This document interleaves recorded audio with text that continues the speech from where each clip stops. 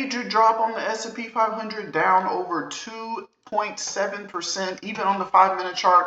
Major crashes. We're going to go over why this is, off of Trump threatening China, off of some China news with rare earth minerals, and we're going to go over what this means for Monday, okay? There'll probably be around 4 videos over the weekend, all separating the stocks, so it's different videos to watch, and it would just be a little easier. So we'll have some videos coming out tomorrow, some videos coming out Sunday. Make sure you comment those stocks down below that you want in the video, because they're going to have to be all new support levels and resistance levels and price predictions and targets for a lot of names. So instead of making a 40-50 minute video, I'll try to make 10-minute videos, but make like 4 of them, right? So you have some time to kind of watch them in between.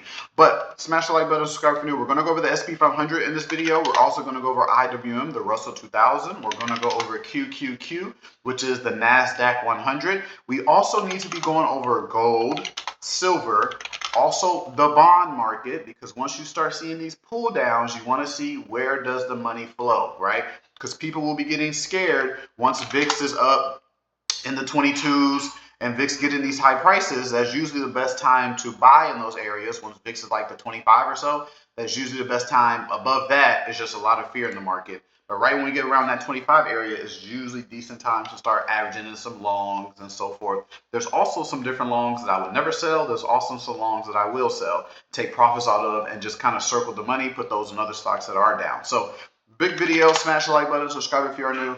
We're going to go over the S&P 500, kind of the news, what happened, and like I said, the other ones as well. And yeah, so President Donald Trump on Friday, this is what pretty much started everything, voiced frustration, what he called China's trade hostility, threatened to respond with large tariffs on China and to cancel its upcoming meeting with Chinese President Xi Jinping. The comments triggered a sell-off, as y'all saw right here on the market. Nice little sell-off that came. Thank goodness we were already done trading.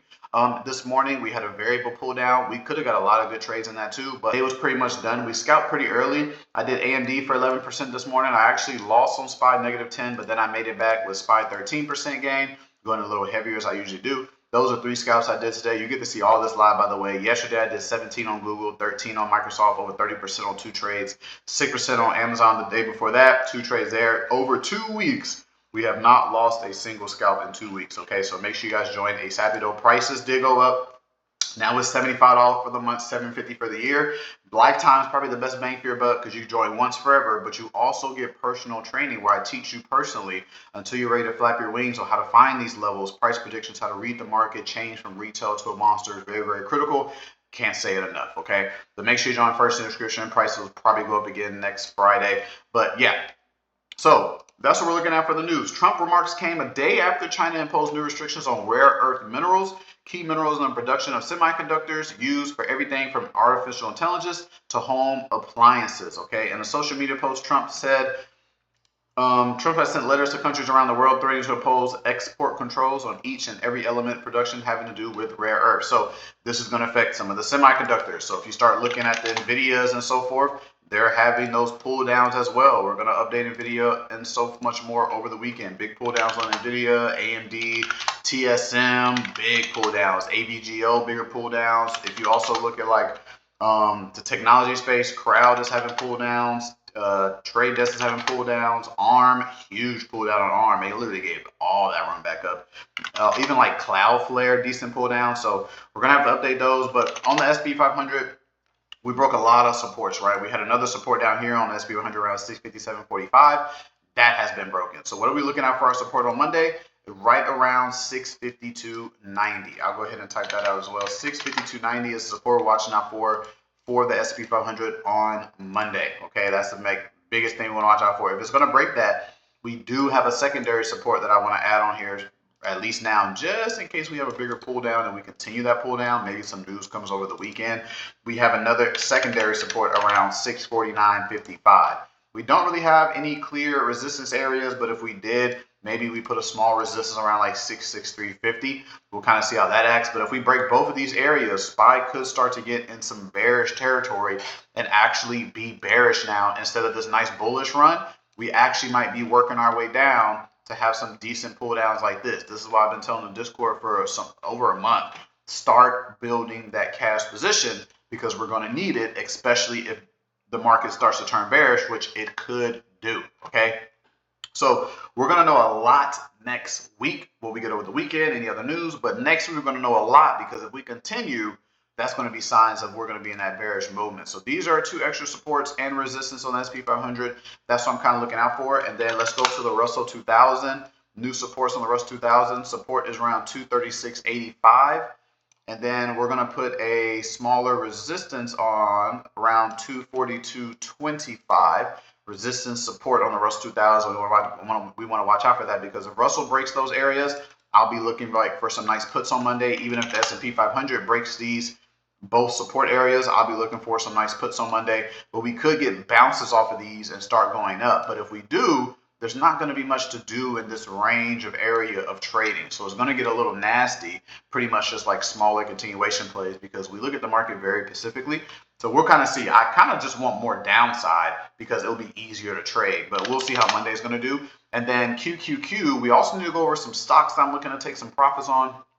I might throw some in here, and actually some stocks I'm looking to buy off of these drops pretty heavy. So 𝐾𝐿, new support on the 𝐾𝐿, which is like the NASDAQ 100. We have a support around 590.45. We can see if 𝐾𝐿 tries to bounce back up to that area, but I want to give you guys a secondary area support, which will probably be right around 587.50. So these are our 2 kind of supports level on 𝐾𝐿. Like I said, not bearish yet, but we're about to be turning bearish pretty quickly if we continue that sell-off on Monday. And then we have that smaller resistance on 𝐾𝐿 around 601.05. So these would be the areas I'm watching out for 𝐾𝐿. But like I said, I'd rather us just continue going down, just drop already, get the crash over with, so we could just pretty much focus more on puts. Because if we try to retrace out of here, it's going to get a little nasty, because there's not much to do in this range of price that would be an optimal play. Because anytime we try to play something, we try to have a clear entry, clear exit, clear target, everything in line. That's why I say whenever you join personal training, you'll learn that strategy, and it just kind of builds the market easier, build that freedom, no stress in the market. You do the same thing every day, same stocks, and it's like a circle. So that's that. Gold and silver. Gold has a support right around 366.35, kind of bounced off of that pretty nicely. You want to watch gold, because gold, money might be pouring in gold a little heavier if the market drops a little more. So we have this resistance level. Now, the thing about gold is we already bought gold at the bottom down here. We bought gold calls down here. I'll show you, we bought gold already. So we sold 12% gains on gold yesterday. We sold some more, 26% gains, 10% gains. We also sold some silver, 43% gains today. So we took a lot of profits off of gold and silvers, but I'm actually looking to buy those more. So you better join the team ASAP, so you can see those. We have that resistance level on gold around 371.90. So we already played the bottom to the push. Now, if we break that resistance, I think gold might even want to push up more, and we're looking for gold to go up to the 380s now. I have that target as long as gold keeps this bullishness. So you want to see if money starts pouring in gold, but also silver. Silver is going to be reaching up to its all-time high, at least the all-time high that you can see on TradingView. And let's mark that out real quick of the all-time high on silver, because this is going to be very interesting. That all-time high is right around 48.35. That's what we're kind of aiming out for. So we already have some silver calls. I'm looking to buy some more silver calls. Silver does have that resistance area at 45.95, 46. We want to watch that. If we start breaking that on Monday, I'm going to pretty much buy some more silver calls. So you want to see those. Support on silver is right around 43.70. I'm gonna leave that support there. And yeah, looking to see if that strength and money starts pouring over into silver. Then also the bond market, like TOT and TMF. I have both of these long-term shares, kind of just waiting for them to start getting some strength. They are starting to show little signs of that. So TOT, I'll be looking out for on Monday, does have like this smaller area of resistance on it, right around $90.85, that if we start to break that, that could show more signs that we want to start working our way into the 90s. Now, I don't have that area where I want to do my bigger calls, but I'll probably be starting those pretty soon. I want to start them around the bottom-ish. That's kind of where we are. The bottom right now of TOT is right around that 86-ish range. So we want to start watching that bond market as well. That could be very powerful.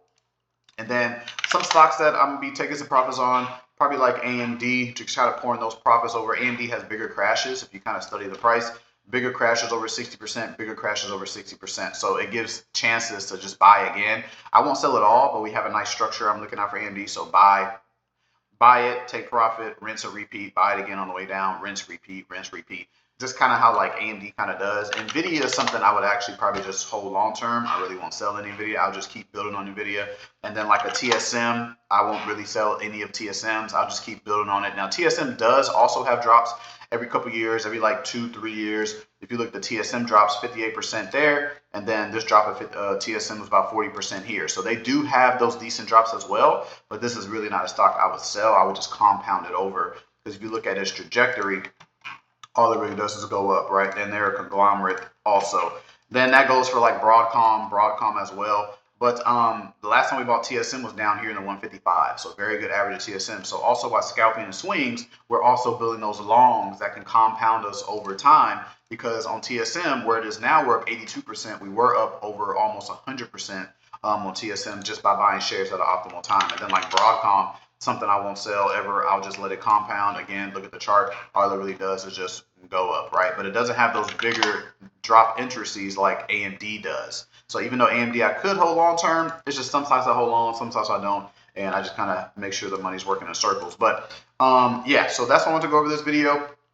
And also Bitcoin had a decent drop as well. I did want to update a support on Bitcoin. I'll go over some more potential crypto plays I'm looking out for in some of the videos over the weekend. I might even make just a crypto video by itself. We'll see. Make sure you comment those stocks down below 𝐾𝐨𝐧'𝐭 so I have a chance to look at them. Any stocks y'all want to add in the videos over the weekend. Around 114, 160 will be a support I'll be looking out for on the Bitcoin front.